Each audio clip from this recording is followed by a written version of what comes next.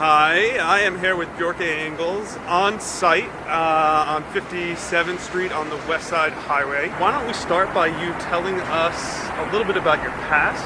Originally, I didn't really want to become an architect. I wanted to become a graphic novelist. But in the absence of a graphic novel academy in Copenhagen, I enrolled to the Royal Danish Art Academy School of Architecture and gradually got sort of distracted from my original master plan and became an architect. Fast forward, I studied then in Copenhagen and Barcelona. I went to work in Holland for Rem Koolhaas, the author of the book Delirious New York. And roughly 10 years ago, I started my own company for the first time, Plot, together with another partner, then Big, a bit more than 5 years ago. And now we're here. One of my sort of passions about America and having just recently moved here is that I think America in so many ways is this sort of, as a nation, it is the project of bringing as many opposites, as many differences together and fusing them into interesting hybrids. My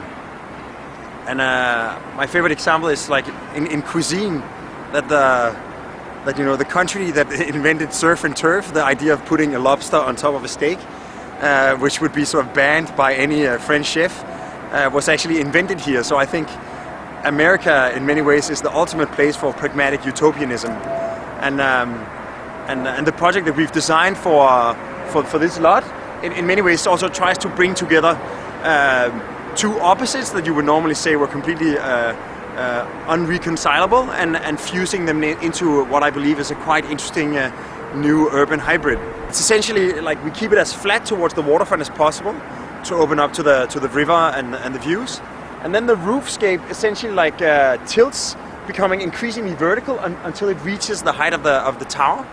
That also means that where a courtyard is normally this secret thing that is only sort of visible for the residents, here it's actually going to become the main facade facing the west side waterfront and the Hudson River Park, sort of revealing that this sort of rejuvenation of the city is actually continuing within the city fabric. And finally, seen from the east, the whole building appears as a tall spire. So depending on where you approach the building from, and as you sort of move up and down the highway, it's going to be a quite sort of continually transforming and quite sort of diverse new silhouette on the Manhattan skyline.